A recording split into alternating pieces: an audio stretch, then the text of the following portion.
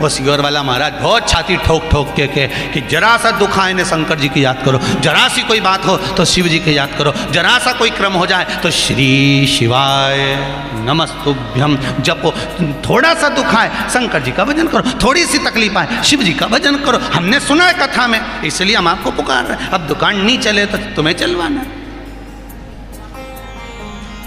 शंकर जी बोले हम काय को चलाएं? भोलेनाथ जी आप ही के पास तो सब कुछ चलता है। वो बहुत अच्छा 50 का नोट, बहुत अच्छा 10 का नोट, बहुत अच्छा 20 का नोट, बहुत अच्छा 500 का नोट तो कहीं पे भी चल जाए, पर जिस नोट को गुरुड़ मुरुड़ कर दिया हो, उसमें कहीं ना कहीं फाड़ दिया हो, जल गया हो, कहीं से कुछ लग गया हो, ऐसा गलेला फटेला कहाँ चढ़ता है? मंदिर में चढ़ता है? चढ़ता है। बोलो तो सही, आरती में चढ़े कि नहीं चढ़े? तो कोई से पूछो कि भैया किराने की दुकान पे तो उसको 50 का नोट अच्छा दिया, कपड़े की दुकान पे गए तो 100 का नोट अच्छा दिया, ने वहाँ गए तो 500 का नोट अच्छा दिया, पर भगवान के मंदिर में ने चंदा में ने दान में ने शिव जी की कथा में ने शंकर जी की आरती में ये फटेला नोट क्यों चढ़ा? बच्चे पूछ लें अपनी माँ से कि ये तुमने फटा हुआ नोट तुमने आरती में क्यों डाला? तो क्या बेटा ये कहीं नहीं चल रहा था, ये कहीं नहीं चल रहा था, इसलिए इसको भगवान शंकर की कथा पे चढ़ा दिया। अब शंकर जी से पूछा कि ये इसने फटा चढ़ाया तुमको, तुम्हें दुख नहीं हुआ? शंकर जी बोले उसको भी मालूम है जो कहीं नहीं चले वो अपने पास ही चलेगा।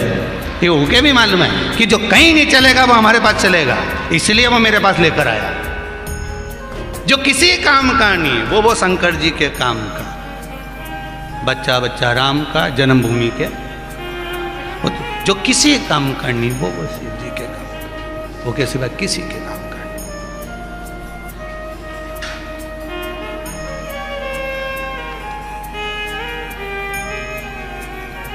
अकल देने वाले बहुत मिलेंगे, तुमको भी बहुत अकल देंगे। क्या होता है लोटा भर के पानी चढ़ाने से? कहीं कहीं के लोग कहेंगे पत्थर पे दूध ढोलने से क्या होता है, कहीं कहीं के अकल देंगे बेलपत्री चढ़ाने से क्या होता है, कहीं कहीं के अकल देंगे काली मिर्च कहीं शंकर जी के चढ़े नहीं लगे, चढ़े कहीं शंकर जी को काली मिर्च चढ़ाने से क्या होता है, कोई कहे कि काली तिल्ली चढ़ाने से क्या होता है, कोई कहे कि बताओ धतूरा चढ़ाने से क्या होता है। तो उसको अपने को कुछ नहीं बोलना, वो पूछे आपसे प्रश्न करे, अपने को कोई उत्तर नहीं देना, कोई उत्तर नहीं। समझदार व्यक्ति उत्तर दे, पागला कभी उत्तर दे? अरे मुंडा से तो बोलो, तो अपन सब तो पागल।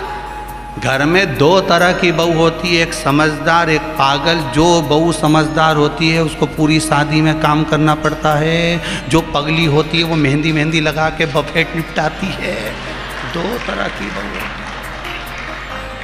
जो बहू समझदार होगी, मामा जी ने रोटी खाई कि नहीं खाई, बुआ जी आई कि नहीं आई, काका जी आया कि नहीं आया, चाचा जी आया कि नहीं आया, ने वो आया कि नहीं आया, उन्हें रोटी खाई कि नहीं खाई, और माता पूजने वो जाए, मंडप होने लगा और वो बेचारी ताला कुची लगाती फिरे। क्यों? क्योंकि समझदार। सास भी के मेरी बड़ी बहू बहुत समझदार, और छोटी वो तो पगली।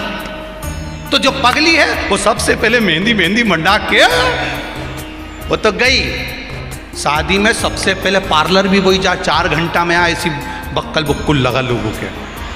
और बेचारी जो समझदार है ना, उसको तो साड़ी बदलने की भी फुर्सत नहीं मिले। बोलो सही है कि गलत है? जो समझदार है उसको साड़ी बदलने की भी फुर्सत नहीं मिले। तो ईमानदारी से बोलो, सास की रकम, सास की जायदाद जो समझदार है उसको ज़्यादा मिलेगी क्या? तो फिर काहे को इतना काम करे? जब पगला के भी उतनी मिले, समझदार के भी उतनी मिले, तो अपन तो मीरा भाई जैसे हो जाओ। मैं तो चली वृंदावन राणा, मेरे तो भाग जगे तेरे महलों में आग लगे। अपन तो ये अच्छा जाओ, अपने कहीं करना। मीरा भाई के लोग पागल कहते थे, ये तो बावरी है, पागल है, मीरा भाई रे बावरी। रामकृष्ण परमहंस जी को लोग पागल कहते थे, संत तुकाराम जी को लोग पागल कहते थे, नामदेव जी को लोग पागल कहते थे। भारत के जितने संत हुए लोगों ने उनको पागल ही तो कहा। और अभी भी लोग कहते हैं सियोर वाला महाराज के तो कथा बाचना नहीं आए तो पगला, और अपने कहीं नहीं जाए पागलों के हॉस्पिटल भी बहुत कम होते रहे, ईमानदारी की बात है। एक तो आगरा में ही है, ग्वालियर और आगरा के बीच में पागलों का है, समझदार के तो खरगोन में भी ढेर सारा है। अभी हम कल वो रघुवंशी जी क्या जा रहे थे, तो इधर से जाते जाते एक हॉस्पिटल का बैनर पड़ा था, वो एक ड्राइवर के मालूम होगा इनका, पाठक जी का। हमने उससे कहा भी था यहाँ हॉस्पिटल का बैनर लगा, तो एक हॉस्पिटल तो वही पढ़ लिया, और आगे देखो तो न जाने कितना खरगोन में हॉस्पिटल होगा, पर पूरे खरगोन में ढूंढ के बताओ पागल खाना है एक ही है, वो भी 7 दिन के लिए लगा है कैंप।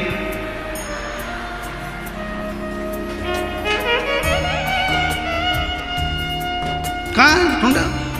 समझदारों के हॉस्पिटल ज्यादा है, पागलों का एक ही है। उसी तरह नरक 94 तरह के हैं, मतलब समझदारों के हॉस्पिटल बहुत सारे, नरक 94 तरह के हैं, और बैकुंठ एक ही है, मतलब पागलों का पागल खाना एक ही है, वो परमात्मा का दरवाजा है, इसके सिवा कुछ भी नहीं। एक वो बैकुंठ एक ही है, बैकुंठ 4-6 नहीं है, बैकुंठ एक, उसके सिवा ज्यादा नहीं।